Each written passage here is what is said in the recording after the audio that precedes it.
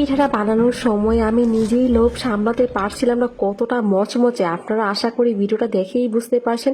আর এত ইউনিক একটা পিঠা আপনাদের জন্য নতুন নতুন রেসিপিগুলো দেওয়ার চেষ্টা করি। আর এটা কিন্তু যে কোনো ডালাতেও দিতে পারেন। এখন যেহেতু বিয়ের সময়, বিয়ের সিজন, আপনারা চাইলে কিন্তু এটা ডালাতেও দিতে পারেন, কিংবা আপনারা চাইলে এটা শীতের পিঠা হিসেবেও রাখতে পারেন। একটা ইউনিক রেসিপি নিয়ে এসেছি আপনাদের জন্য নতুন। আশা করি আপনাদের অনেক বেশি ভালো লাগবে। যদি ভালো লেগে থাকে অবশ্যই লাইক, কমেন্ট আর শেয়ার করতে ভুলবেন না। প্রথমে এখানে আটা নিয়েছি 1 কাপ পরিমাণ, তার সাথে পরিমাণ মতো লবণ দিয়ে মিক্স করে নিয়েছি। এখন এর মধ্যে দিয়ে দিব আমি 3 টেবিল চামচ পরিমাণ রান্নার তেল। এই পিঠাতে তেলটা একটু বেশি দিতে হয়, তাহলে কিন্তু পিঠাটা অনেক বেশি ক্রিস্পি হয়। আর তেলটা দেওয়ার পর সবকিছু একসাথে মিক্স করে নিয়েছি। আপনারা দেখেই বুঝতে পারছেন আটার সাথে তেলটা মিক্স করার পর কিরকম হয়েছে। তারপর কিন্তু এখানে আমি পানি দিয়ে দিচ্ছি। নর্মাল পানি দিয়ে আমি ডোটা তৈরি করে নিব। আর ডোটা কিন্তু খুব বেশি নরম করা যাবে না, মোটামুটি একদমই নরম না আবার একদমই শক্ত না, আমি দেখিয়ে দিচ্ছি। আর ডোটা যখন তৈরি হয়ে যাবে তখন কিন্তু 5 মিনিট এভাবে করে মথে নেবেন।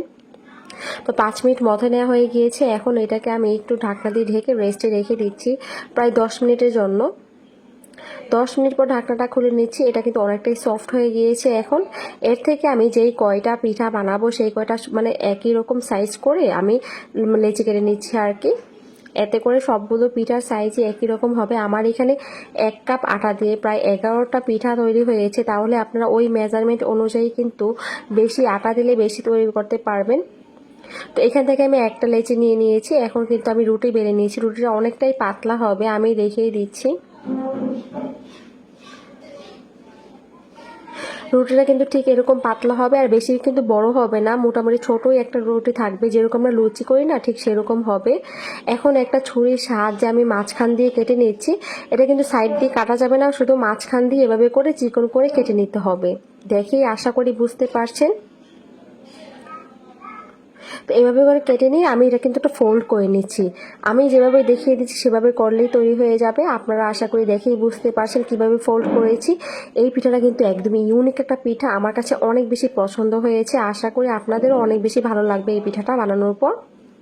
এইভাবে করে কিন্তু আমি সবগুলো পিঠা বানিয়ে নিচ্ছি। তো এখানে আমি 11টা পিঠা তৈরি হয়ে গিয়েছে। এখন এগুলোকে ভেজে নেওয়ার পালা। এর জন্য আমি আগে থেকে শিরাটা তৈরি করে নিই। ভাজার আগে আমি শিরাটা তৈরি করে নিব। এখানে আমি 1 কাপ পরিমাণ চিনি নিয়েছি আর 1/2 কাপ পরিমাণ আমি পানি দিয়েছি। সব কিছু একসাথে মিক্স করে নিয়ে শিরাটা তৈরি করে নিব। খুব বেশি পানি দেওয়ার দরকার নেই, কারণ এটা একটা ঘন শিরা হবে। তো এখানে আমি একটু লেবুর রস দিয়ে দিয়েছি যেন বেশি আঠালো না হয়। আর শিরাটা কীরকম হবে একটু দেখিয়ে দিচ্ছি হাত দিয়ে। ঠিক একটা তার যখন হয় তখনই আপনারা বন্ধ করে দিবেন। তো এখন বন্ধ করে একটা সাইডে রেখে দিয়েছি। এখন পিঠাগুলো ভাজার জন্য আমি তেল দিয়ে দিয়েছি। তেল দিয়ে চুলার হিটটা কিন্তু আমি এখন মিডিয়াম টু লো হিটে রেখেছি, খুব বেশি বাড়িয়ে রাখতে হবে না। প্রথমে 3 থেকে 4 মিনিট আমি মিডিয়াম টু লো হিটে রাখবো। যখন এরকম মানে উপরে ভেসে উঠবে সেই পর্যায়ে আমি পিঠাগুলো ভাজার জন্য প্রায় মোটামুটি মিডিয়াম হিটে রেখেই ভাজবো।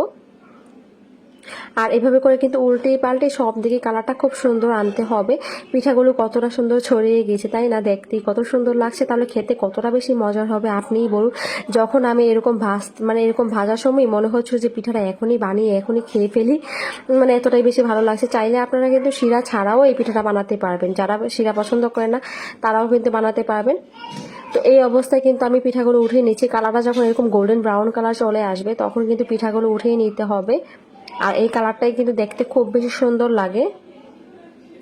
পিঠাটা উঠিয়ে আমি একটু ঠান্ডা করে নিয়েছি প্রায় 5 মিনিটের মতো। একবারই ঠান্ডা না, 5 মিনিটের মতো আমি রেখে দিয়েছিলাম। তারপর কিন্তু আমি শিরায় দিয়েছি। শিরায় দিয়ে আমি উল্টিয়ে পাল্টিয়ে জাস্ট উঠিয়ে নিব আর কি। জাস্ট 30 সেকেন্ডের মতো আমি রাখবো উল্টিয়ে পাল্টে, তারপর কিন্তু উঠিয়ে নিচ্ছি। এর ভিতরে কিন্তু রসটা পুরো পিঠার মধ্যে চলে যাবে। দেখুন কতটা সুন্দর লাগছে শিরায় দেওয়ার পর। দেখি মনে হচ্ছে কত ইউনিক একটা পিঠা। যদি ডালাই দিতে চান তাহলে কিন্তু অনেক বেশি সুন্দর লাগবে। আমি একটু বাদাম কুচি দিয়ে দেখতে একটু সৌন্দর্য করে দিচ্ছি আর কি। তো একদমই মচমচে একটা ইউনিক পিঠা। যদি ভালো লেগে থাকে অবশ্যই কিন্তু শেয়ার করতে ভুলবেন না।